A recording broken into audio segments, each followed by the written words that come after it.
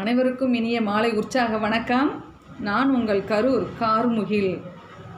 எண்ணங்களை எப்படி நம்ம அடக்கிறது, இந்த இக்கட்டான சூழலில் எப்படி நம்ம மன உளைச்சல்லேருந்து வெளிவரது, இந்த கொடிய நோய்கள்லேருந்து எப்படி நம்ம தற்காத்து கொள்வது, இந்த தீய வினைகள்லேருந்து நம்ம எப்படி நம்மளை தற்காத்து கொள்வது அப்படிங்கிற ஒரு செய்தியை, ஒரு 5 செய்தியை மட்டும் உங்ககிட்ட நான் பகிரலான் இருக்கேன்.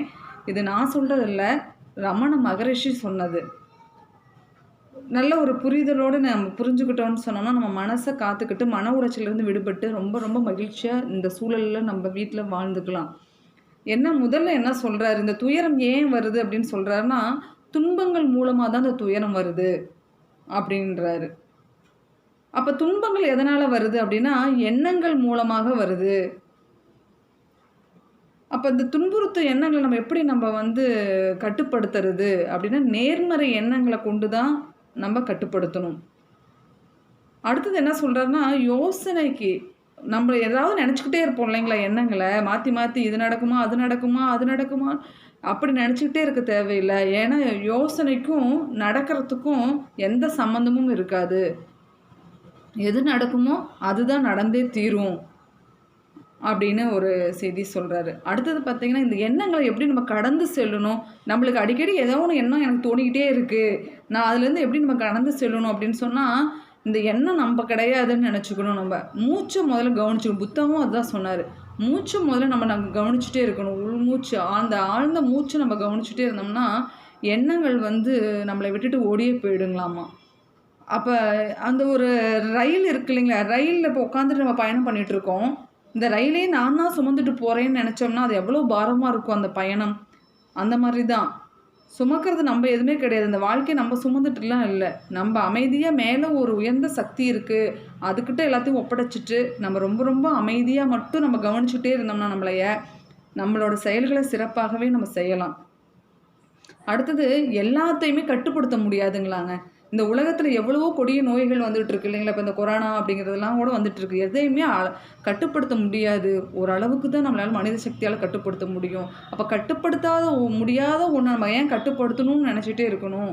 அது உயர்ந்த சக்தியை நம்ம ஒப்படைச்சிட்டு நம்மளை பாதுகாத்துட்டு அமைதியாக இருந்துக்கிட்டாவே அது நம்மளையும் பாதுகாக்கும், இந்த உலகத்தையும் பாதுகாக்கும். அந்த சக்திக்கு தெரியும் அப்படின்னு சொல்லி இந்த ஒரு அழகான ஒரு சிந்தனை இந்த இடத்துல வைக்கிறாரு.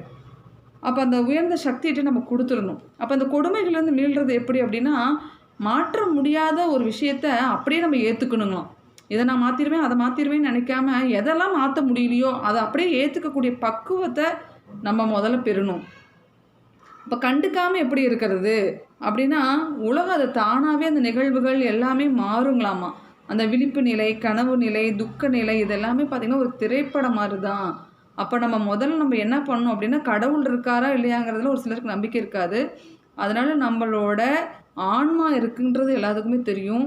அந்த ஆன்ம நிலையை ஆன்ம சொரூபத்தை அந்த இடத்துல நம்ம நினச்சிட்டு இந்த இடத்துலையே ஆனந்தமாக நம்ம இருந்தோம் அப்படின்னு சொன்னால் உள்முகமாக நம்ம கவனிக்க ஆரம்பிப்போம்.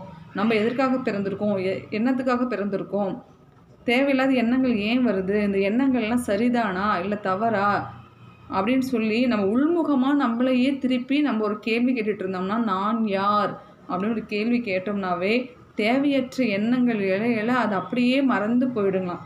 இப்போ கடல்ல இருந்து அலை வருது, ஒரு அலை வரும், அதை கவனித்தோம்னா மறுபடியும் 100 அலை வரும், இன்னொரு அலை வரும். அப்போ மன அலை, அந்த மாதிரி மன அலை தான் கடல் அலை மாதிரி வந்துக்கிட்டே இருந்ததுன்னா அப்போ ஒரு பெரிய சுனாமி உள்ள எல்லாத்தையும் இழுத்துட்டு போயிடும் இல்லையா. அந்த மாதிரி எண்ணங்கள் நம்ம ஒன்றுக்கு மேலே தூக்கி தூக்கி போட என்ன ஆகிடும் அப்படின்னா, சுனாமி மாதிரி நம்மளே மன வலிமை அற்றதாகி நம்ம ஒரு மூலையில் போய் எங்கேயாவது உட்கார வச்சிரும்.